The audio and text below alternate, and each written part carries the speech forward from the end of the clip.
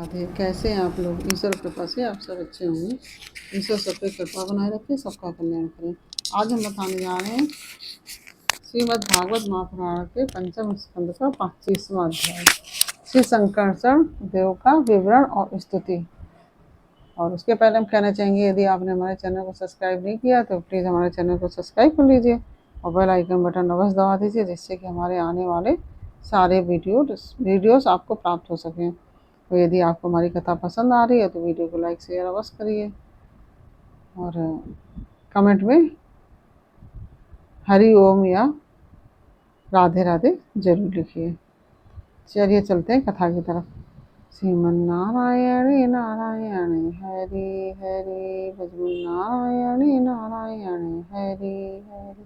तेरी लीला सबसे प्यारी प्यारी हरि हरि, तेरी लीला सबसे न्यारी न्यारी हरि हरि। श्रीमन्नारायण नारायण हरि हरि, नारायण नारायण हरि हरि। राधे राधे।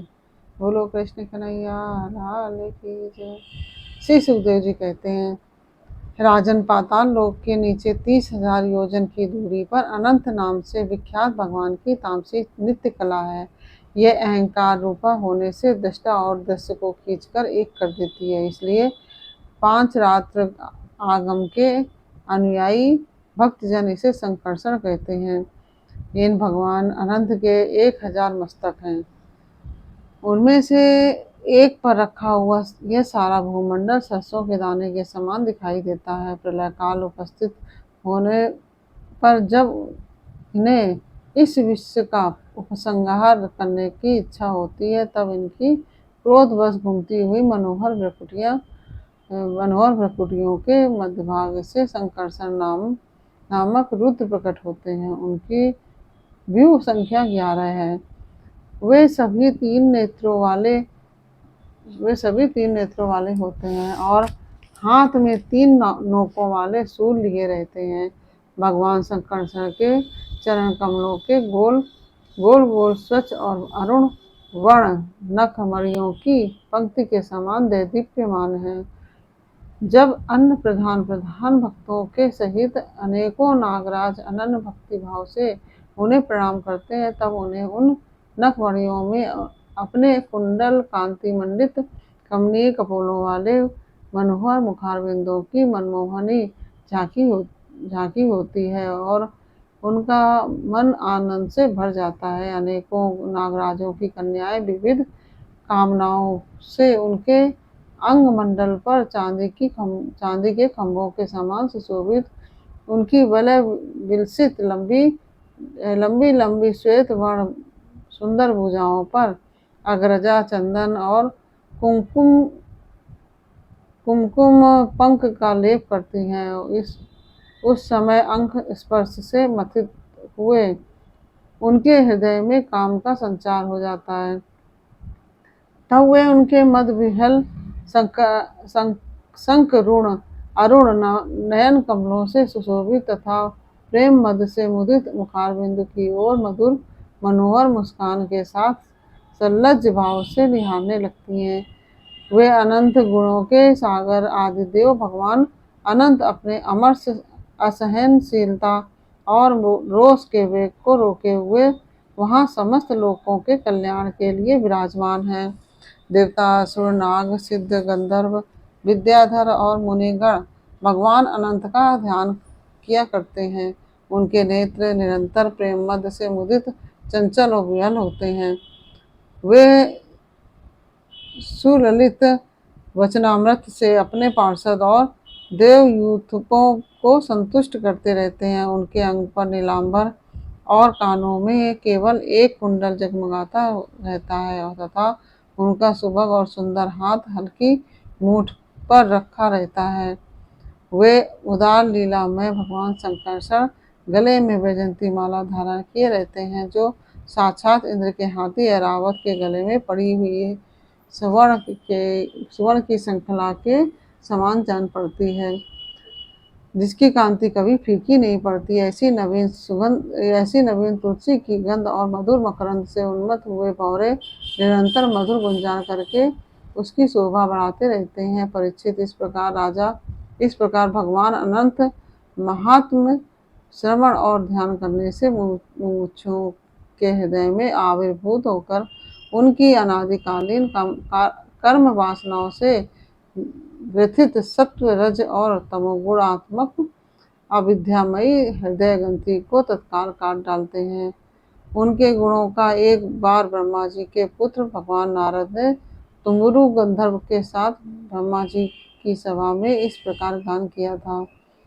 जिनकी दृष्टि पड़ने से ही जगत की उत्पत्ति, स्थिति और प्रलय हेतुभूत सत्वादि प्राकृत गुण अपने अपने कार्य में समर्थ होते हैं, जिनका स्वरूप ध्रुव, अनंत और अकृत अनादि है, तथा जो अकेले होते हुए ही इस नानात्मक प्रपंच को अपने में धारण किए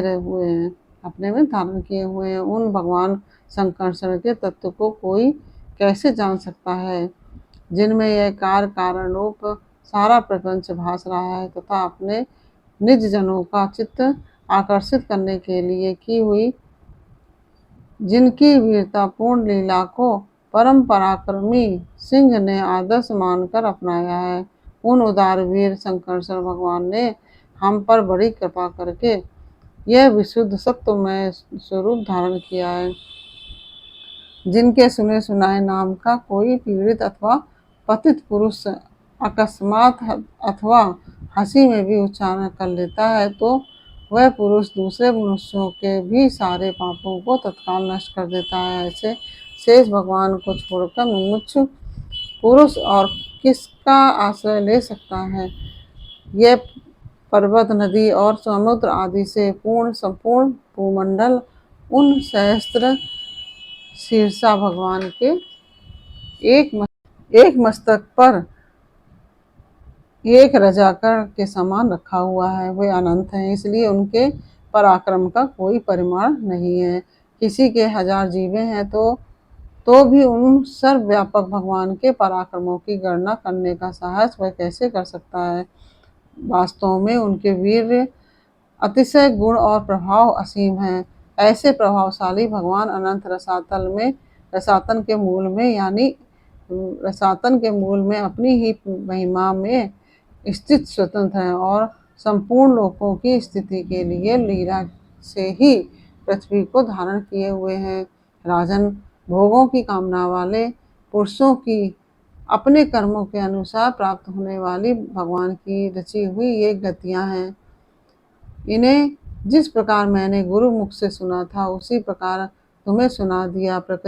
मनुष्य को प्रवृत्ति रूप धर्म के परिणाम में प्राप्त होने वाली जो परस्पर विलक्षण ऊंची नीची गतियां हैं वे इतनी ही हैं। इन्हें तुम्हारे प्रश्न के अनुसार मैंने सुना दिया। अब बताओ और क्या सुनाऊं।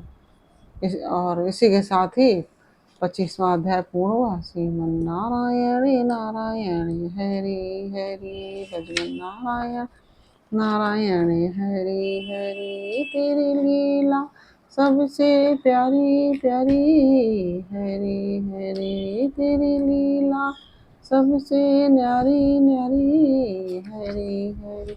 श्रीमन्नारायण नारायण हरि हरि, भजन नारायण नारायण हरि हरि। राधे राधे।